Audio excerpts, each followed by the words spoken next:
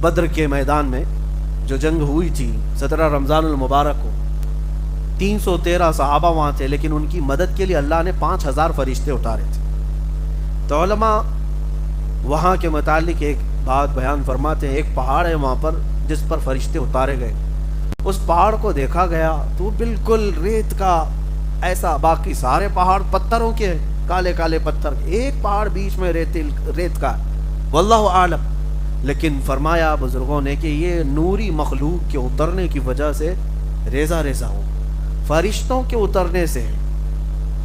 باقی اللہ رب العزت جسے محفوظ رکھنا چاہے، یہ منقول بات میں آپ کے سامنے رکھ رہا ہوں، اور قرآن جس پر اتارا جاتا وہ تو پہاڑ بالکل ریزہ ریزہ ہو جاتا۔ میں کبھی یہی سوچتا ہوں، پہاڑوں کے اندر اتنی طاقت نہیں کہ وہ قرآن کی امانت اٹھا سکے، لیکن میرے مصطفیٰ کریم صلی اللہ علیہ وسلم نے وہ بوجھ اپنے قلب پر اٹھا لیا۔ اب آپ کو ایک بات بتا دوں، حضور صلی اللہ علیہ وسلم نے تو اٹھا لیا، ہم بھی تو تراویح پڑھا رہے، قرآن ہمارے پاس میں، چھوٹے بچے ہمارے ہیں، قرآن پورا انہوں نے یاد کر لیا، کئی حفاظ یہاں پر الحمدللہ آج ہیں ہماری تراویح۔ میں اس کو اپنی خوش بختی سمجھتا ہوں کہ میرے پیچھے الحمدللہ سننے والے پورے حافظ قرآن بھی موجود ہیں، الحمدللہ 3 تو یہاں کھڑے ہیں، اور بھی ہمارے شاگرد بھی یہاں پورے حافظ موجود ہیں، ان کے سینوں میں بھی قرآن موجود ہے پورا۔ میں یہ پوچھتا ہوں تو کیا ان کے قلب، ان کے دل بھی پہاڑوں سے زیادہ مضبوط ہیں کہ انہوں نے بھی اٹھا لیا ہے؟ بات دراصل یہ ہے، میں اس کو ایک مثال سے بتاتا ہوں۔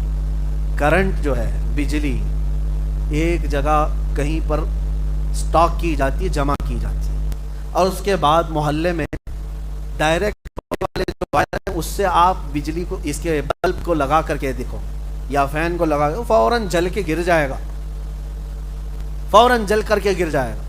تو بجلی سٹاک جہاں ہوتی ہے وہاں سے پہلے محلے میں ایک ٹرانسفارمر رہتا ہے، اور اس میں کرنٹ آتا ہے اور بٹ جاتا ہے، اس کا پاور الگ الگ ہو کر کے جتنے پاور کی سپلائی کی ضرورت گھروں میں ہوتی ہے اتنے پاور کا کرنٹ آتا ہے۔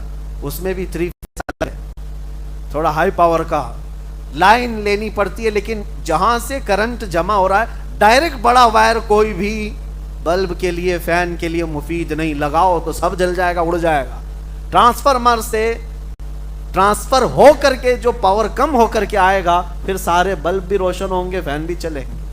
تو یہ علم الہی سے اترا ہوا قرآن ڈائریکٹ یہ چھوٹے دلوں پر آ ہی نہیں سکتا۔ اللہ نے اپنے علم پاک کو سب سے پہلے قلب رسول پر اتارا، قلب مصطفیٰ نے یہ اٹھا لیا امانت، اور وہاں سے ٹرانسفر ہو کر پوری کائنات میں جتنے حفاظ ہیں سب کے سینوں پر جاتا ہے۔ اور ہر حافظ اگر آج قرآن کی امانت کو اٹھایا ہے تو وہ اس کی اپنی محنت نہیں، یہ مصطفیٰ کے بدولت اٹھایا ہوا ہے، نبی پاک صلی اللہ تعالی وسلم ہے۔ اسی لیے سچ فرمایا ہمارے بریلی کے امام نے، وہ جو نہ ہو تو اگر حضور نہ ہوتے تو پھر یہ امانت کا بوجھ نہیں اٹھا سکتے۔ جتنوں کے سینے میں ہے یہ سپلائی سیدھے مدینے سے ہو کر آ رہا ہے۔ ہمارے ایک استاد تھے، بزرگ استاد، وہ فرماتے تھے، حافظوں کو آپ دیکھیں کبھی یہ تلاوت کرتے ہیں یا پڑھتے ہیں، قرآن پڑھتے ہیں، مدرسوں میں خاص طور پر جا کر کے دیکھیں، ان کے یاد کرنے کا طریقہ ہم کو کسی نے نہ بتایا، اور نہ ہم نے کبھی شاگردوں کو یہ کہا کہ یوں یاد کرو، یاسین والقرآن الحکیم، یہ کیا ہے جھومنا؟ نہ ہم کو کبھی کسی استاد نے سکھایا تھا کہ جھوم جھوم کے پڑھنا چاہیے، نہ ہم نے کبھی کسی سے کہا۔ لیکن جاؤ کسی بھی مدرسے میں یہ بتایا نہیں جاتا ہے جھوم جھوم کر کے یاد کر، وہ خود ہی جھومتے رہتے ہیں۔ آپ اپنے گھر کا بچہ لا کر ہمارے مدرسے میں بٹھاؤ، 4 دن کے بعد وہ جھومنا نہ شروع کرے تو مجھ سے پوچھو۔ اگر قرآن پڑھنے کے لیے اس کو بٹھایا جائے تو وہ جھومنے لگے گا، یاسین والقرآن الحکیم انک لمن المرسلین۔ یہ منڈی ہلتی کیوں ہے؟ یہ شیک کیوں ہو رہا ہے؟ یہ پوری باڈی کیوں ہلتی ہے؟ اس کے متعلق ہمارے ایک بزرگ استاد ہیں، انہوں نے فرمایا تھا کہ جب قرآن کی پہلی آیتیں اتری تھی غار حرا میں، پہلی آیتیں اقرا سے لے کر علم الانسان ما لم یعلم تک، تو یہ 5 آیتیں جب اتری تھی تو میرے آقا کی پوری باڈی ہل گئی تھی، نبی پاک صلی اللہ تعالی علیہ وسلم جھوم گئے تھے۔ ان آیتوں کا بوجھ تھا یا یہ اس امانت کا اثر تھا کہ حضور پاک صلی اللہ تعالی علیہ وسلم ہلتے رہے، حرکت کرتے رہے۔ وہ ہمارے استاد فرماتے ہیں اس حرکت کا اثر آج تک ہے، جو بھی قرآن یاد کرتا ہے خود ہی حرکت کرنے لگتا ہے۔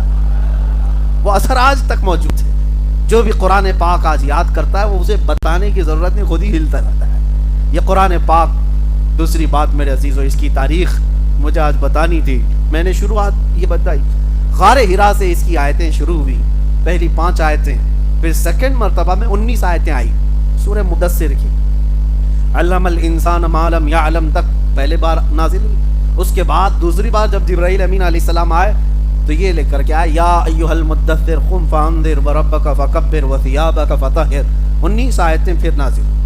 اس کے بعد پھر قرآن میں جو آج ترتیب ہے, آپ یہ سوچ سکتے ہیں کہ پہلے وہاں کی 5 آیتیں پھر سورہ مدثر کی 19 آیتیں. نازل ہونے کی ترتیب بہت الگ ہے. قرآن کے نازل ہونے کی ترتیب بہت الگ ہے. آج جو ہم لوگ پڑھ رہے ہیں سورہ فاتحہ, اس کے بعد سورہ بقرہ, اس کے بعد آل عمران, یا جس طرح آیتیں ہیں, یہ جو آج ترتیب ہے تو کسی کے دماغ میں یہ نہیں آنا چاہیے کہ یہ بعد کی بنائی ہوئی ترتیب ہے, لوگوں نے اس کو اپنے انداز سے یوں جمع کر دیا. نہیں, نازل ہونے کے اعتبار سے حضور کرم صلی اللہ تعالیٰ علیہ وسلم جب لکھواتے تھے قرآن, کاتبان وحی جو صحابہ تھے, کئی صحابہ تھے, کچھ چمڑوں پر لکھتے تھے, کچھ پتھروں پر لکھتے تھے. نبی پاک صلی اللہ علیہ وسلم خود فرماتے اس آیت کو یہاں لکھو, اس آیت کو یہاں لکھو. تو حضور اکرم صلی اللہ علیہ وسلم خود بیان فرماتے, اسی اعتبار سے یہ سورتوں کی ترتیب بھی رکھی گئی اور آیتوں کی ترتیب بھی رکھی گئی. یہ ہماری بنائی ہوئی نہیں ہے. اس لیے کہ میں کل ہی ایک پاکھنڈی کسی پنڈت کو سن رہا تھا, وہ کہہ رہا تھا کہ قرآن میں ایک خلیفاؤں نے گھسپیٹ کیا ہے, داخل کر دیا ہے, اور اس اعتبار سے قرآن بھی کوئی اپنے اوریجنل صورت میں تھوڑی نہ ہے. وہ ایسا ہے, کوبڑا ہمیشہ یہ سوچتا ہے کہ پوری دنیا کوبڑی رہے. بیچارے کے پاس تو کوئی ڈھنگ کی چیز ہے نہیں. اگر کوئی چیز پیش کرے تو کتابوں کا کوئی اتا پتہ نہیں. بہت ساری کتابیں, میں چیلنج کے ساتھ کہتا ہوں, دنیا میں موجود آج جتنی مقدس کتابیں لا کر کے دکھاؤ, کوئی بھی تحریف و تبدیل سے محفوظ آج تک نہیں. سب بدلی ہوئی ہیں, انہی لوگوں نے بدلا ہوا ہے, کوئی بھی محفوظ نہیں. اب قرآن پاک جو محفوظ ہے, ان کے پیٹ میں درد ہے, کہتے یہ ایک ہی چیز کیسے محفوظ ہے. اس کے لیے زبردستی شوشے چھوڑتے ہیں کہ یہ بھی ہو سکتا ہے خلیفاؤں نے گڑھ لیا ہوگا, ڈال لیا ہوگا اندر, اس میں داخل کر دیا ہوگا. تو یہ پاسبلٹی پہ بات کرتے ہیں, ہو سکتا ہے, ہو سکتا ہے, ہو سکتا پہ تو ہم ان کو یہ کہہ سکتے ہیں آپ عورت ہو سکتے ہیں. ہو سکنے میں تو پاسبلٹی کسی بھی چیز کی بات کر سکتے. دلیل ہے آپ کے پاس کوئی کہ قرآن کو کسی نے بدلا تھا یا اپنے انداز سے داخل کیا تھا؟ ایک خلیفہ نے, ایک بادشاہ نے, ایک حاکم نے, بہت سارے زمانے آئے, لیکن دلیل ان کے پاس ہے ہی نہیں. میں آپ کو ایک مثال بتاتا ہوں. ایک بھی اگر انکاری 1400 سال میں مل جائے کہ قرآن جیسا رسول اللہ کے زمانے میں نازل ہوا تھا, یہ ویسا نہیں کچھ الگ تھا, لا کر کے دکھا دیں. ایک بھی 1,20,000 صحابہ آخری حج میں میرے آقا کے ساتھ تھے, اس کے علاوہ اور بھی صحابہ تھے. 1,50,000 کے قریب صحابہ.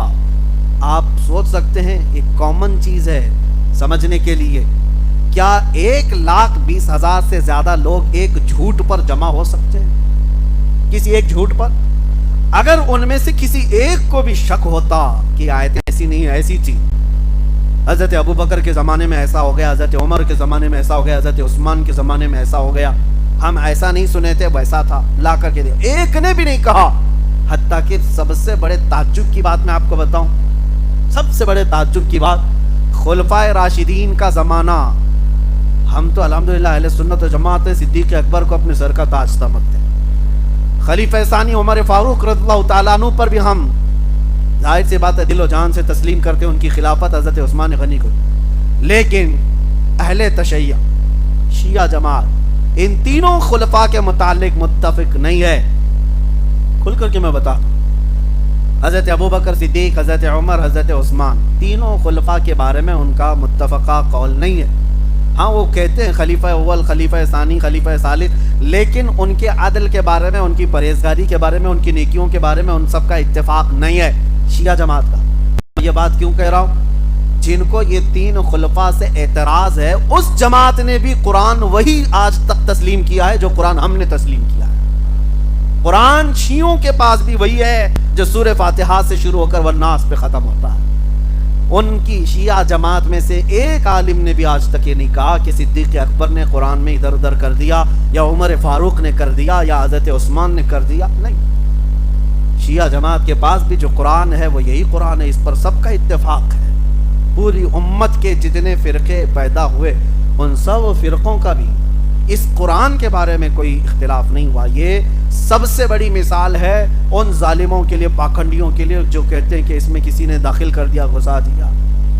بات صرف اور صرف اتنی ہے کہ اپنی چیز محفوظ نہیں تو دوسرے پر بھی الزام لگاؤ۔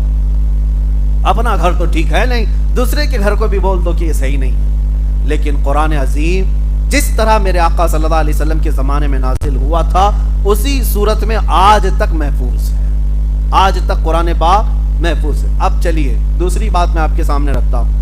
حضور صلی اللہ علیہ وسلم کے بہت سارے معجزے ہیں۔ چاند کے 2 ٹکڑے فرمایا حضور، مانتے ہیں کہ نہیں مانتے آپ؟ سورج کو حضور پاک نے پلٹایا، تسلیم کرتے ہیں کہ نہیں؟ میرے آقا صلی اللہ علیہ وسلم نے انگلیوں سے پانی کے چشمے جاری کیے، مانتے ہیں نا؟ حضور کے یہ معجزے۔ لیکن دیکھا ہے آپ نے، آپ یہ معجزے جب غیر مسلموں کے سامنے کہیں گے تو کہیں گے ہمارے بھی بڑے لوگ ایسے سب کر کے گئے، وہ پہلے کی باتیں کہیں گے، وہ نہیں مانیں گے۔ لیکن میرے عزیزو، تمہارا سینہ فخر سے چوڑا ہونا چاہیے۔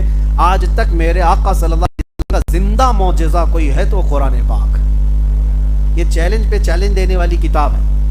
اللہ نے اس میں چیلنج دیا ہے ان ظالموں کو کہ لاؤ، اگر یہ اللہ کی کتاب نہیں ہے تو ایسی ایک کتاب تم بھی بنا کے لاؤ۔ پوری کتاب نہیں لا سکتے تو ایک سورہ بنا کے لاؤ، سورہ نہیں تو 10 آیتیں بنا کے لاؤ۔ کون سا بڑا کام تھا یہ؟ 1400 سال سے کیوں نہیں کیا؟